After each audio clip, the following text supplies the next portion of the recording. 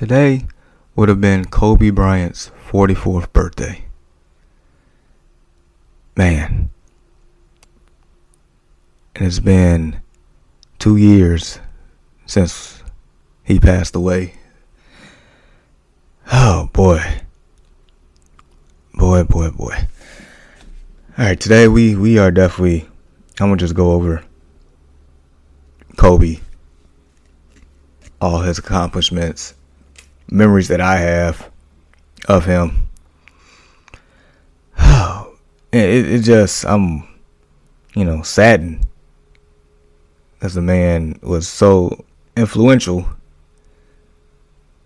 over the span I've been living, and then also just the fact that he left here so young. 44. And he left at 42. My gosh. All right. So Kobe Bean Bryant, part of one of the most talented, successful draft classes of all time in 96, which featured players like Allen Iverson, Ray Allen, Steve Nash, Shareef Abdul-Rahim. The list goes on and on and on. 13th overall pick by the Charlotte Hornets. Yeah, the Hornets got him. And they decided they wanted Vlade Divac from the Lakers instead of Kobe Bryant. Yeah, one of the biggest highway robbery trades of all time. Looking back at it, back then, potential instead, you basically traded away potential for what is current right now. So Mr. Bryant was a 5-time NBA champion. 2000 2002, that was the Kobe and Shaq era, that three-peat. Kobe and Shaq against the Indiana Pacers in 2000. That was one of my favorite series of all time. And then you got the 0-1 Lakers against, Allen Iverson and the 76ers. The Lakers was 15-1 that year. The only game that they lost in the playoffs was Game 1 of the NBA Finals, where Allen Iverson darn near dropped 50 points, went into overtime. That's when you saw Allen Iverson stepped over Tyronn Lue, that infamous moment that everybody still talks about to this day. But yeah, that team was so dominant. 15-1 in the playoffs. That's back when the first round was best of 5. And then 0-2 was against the New Jersey Nets with Jason Kidd, Kenyon Martin, Kerry Kittles, Lucius Harris. I want to say was Richard Jefferson on the team at the time. I can't remember, but Todd McCullough, Dikembe Mutombo. Yeah, they got swept. Needless to say, they got swept. And then Kobe ends up winning back in 2009. It's a new team, new era. That's when, Pau Gasol's on the team, Andrew Bynum, Lamar Odom, them boys beat Dwight Howard and the Orlando Magic in the finals. That was a magical year for the Magic. It just ran out of juice in the finals. Personally, for me, when Jameer Nelson came back, he should have came off the bench instead of forcing him in the starting lineup, because what they had with the lineup of Dwight Howard, Rashard Lewis, Hedo Turkoglu, Trevor Ariza, and Rafer Alston, also known as Skip Malu, that lineup right there, that 4 out, Dwight Howard down low by himself, that was a great formula. Anyway, Lakers ended up winning that series. And then the last championship that Kobe won was in 2010, when he got his revenge against the Boston Celtics, who he lost to back in 2008. Pretty sure that went 7. That was a phenomenal series within itself. He was a 2-time Finals MVP in 2009 and 2010. MVP of the league back in 2008. 4th all-time leading scorer at 33,643 points. Incredible. The man played 20 years. In those 20 years, he was an 18-time All-Star. He made the All-Star game in 1998. That's one of my favorite All-Star games of all time. It was in the Big Apple, New York City. That's when, players still wore their home and away jerseys for the game, and that's one of my personal favorite ideas of the All-Star game. I kind of wish they brought it back, maybe as a as a retro type anniversary edition, something like that. Just bring it back one time for the one time. But Kobe wasn't even in the starting lineup on his team, and he made the All-Star game. And that was one of those quote-unquote pass the torch moments there. Mike was there, Scotty, Shaq, David Robinson, Gary Payton, the list goes on. It was one of the greatest moments in games for me growing up to see that. And then he made it from 2000 to the rest of his career in 2016. 18-time All-Star.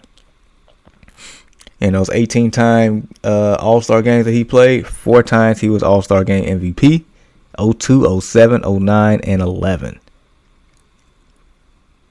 In his 20-year career, he was a 11-time All-NBA First Team, 02 to 04, and then 06 to 13, 2-time NBA Second Team, 2000, 2001, and 2-time NBA Third Team, 99 and 2005. And if you didn't remember, and if you forgot, or you didn't know completely, the man locked up on defense, 9-time All-NBA First Team. 2000, 03, 04, and then 06 through 11, and then he's a 3-time All-NBA Defensive Second Team, 01, 02, and 2012.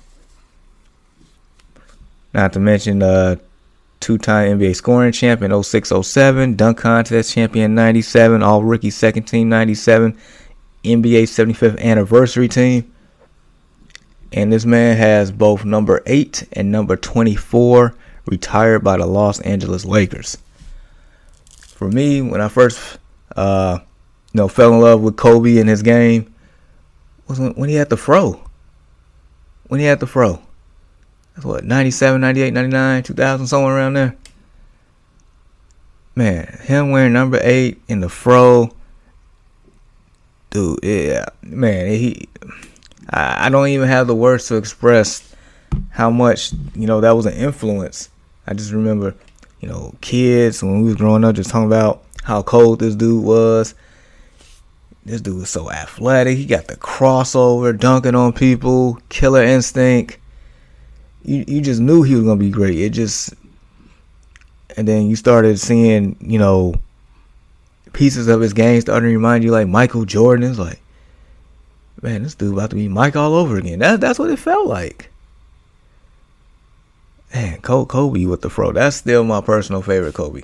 Like 24, I know 24, he became the Black Mamba and was an assassin, but dude, number 8, like it was just a pleasure to be introduced to that. And knowing that the game would be in good hands after Mike retired. That was, I'm glad to have seen that. So yeah, I personally, between 8 and 24, I would take 8. That's just me. I know he did, I don't say majority of his damage, but he, was at peak form in 24. I know that much. I get that. Man, let's see. I remember, of course, Kobe dropped 81 against the Raptors. I think that was 05, 06 season, or 04, 05 season, somewhere around there. It was during the winter time. It was so relentless. I know people, joke, Jalen Rose.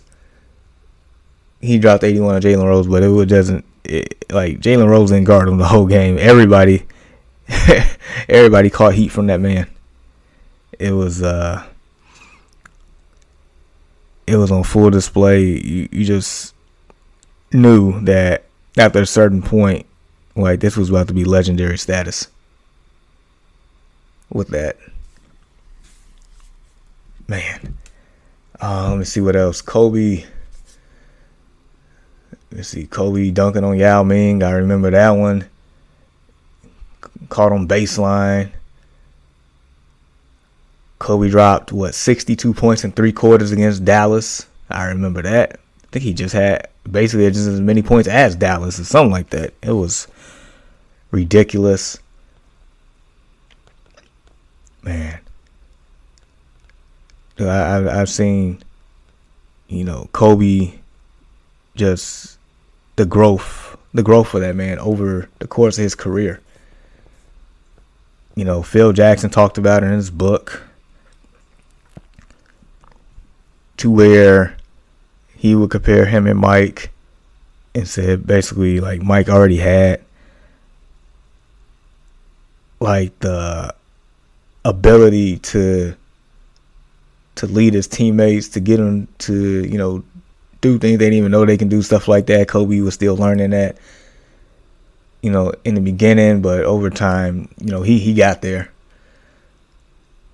You just hear all sorts of stories, how Kobe would, like, test teammates, and you just had to, he either knew if you was, somebody he wanted to roll with or not instantly. A lot of guys would back down. There's only a few that would actually, have his quote unquote crazy. And it's a lot of guys that, had to really, really earn his respect. Like, just so many stories with that. Remember Kobe jumping over the car, that whole incident, that was great. And for me, like even though, like, I first, fell in love with Kobe in his game early on in his career, but I'm not a Lakers fan by any means. And so, when the Lakers was three-peating and stuff, like, I couldn't get down with that. It was basically back then, you was either you a Lakers fan, either you for the Lakers or you're against the Lakers. That was just what it was.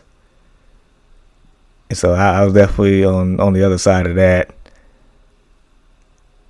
But I didn't, like, fully appreciate Kobe until maybe when his career was winding down, and I appreciate him more and more. Like, crazy thing, after he retired, I did. It's like when I saw him definitely reach back out to the younger guys that was, in the game at the time, trying to be better. He would actually, work out with only selective ones in that regard, like Jason Tatum, Giannis. He gave those guys personal challenges. I guess there's not too many people that has the quote unquote Mamba mentality. And then, him coaching AAU with his daughter and the girls team and stuff like that. Kobe just, being an ambassador, and it's like he didn't have to, like, do anything. He didn't have nothing else to prove, but he still went out there and, shared his knowledge. He gave back in that regard. Not everybody does that. It doesn't happen that way. I know Mike, he don't really do that. But he did that for Kobe because Kobe earned his respect. And they became brothers.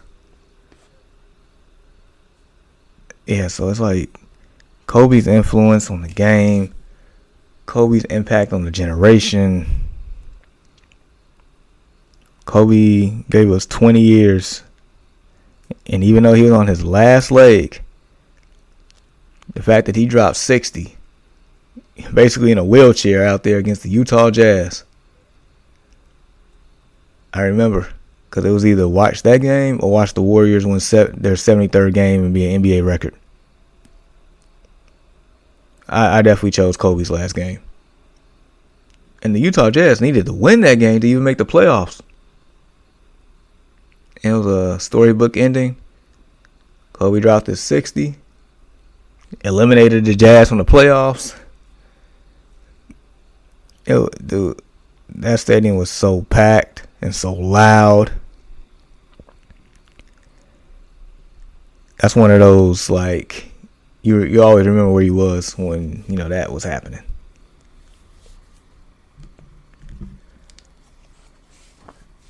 And, with this all-time debates, top 10, some people got Kobe in the top 10, some people don't, some people got him higher up than others. I just know at the end of the day, no matter where you have Kobe, no matter, if you was a fan of his or not, no matter how, passionate or not that you may feel, this man was respected by everyone. At the end of the day, you respect greatness, and that's what Kobe Bean Bryant was. Greatness. So yeah, on his 44th birthday, I decided to give him flowers. We miss him. Definitely wish he was still here. But his legacy will forever live on. Continue to rock with me right here on the No Offense Radio and the No Offense Network. Check me out on social media at JGoodWithSports, Facebook, Twitter, Instagram, TikTok. I'm back again on Thursday. Check me out over the weekend on the Early Morning Sports Talk podcast and the Destination Fantasy podcast. Your boy is busy, but until next time, people, much love. Deuces, Mamba out.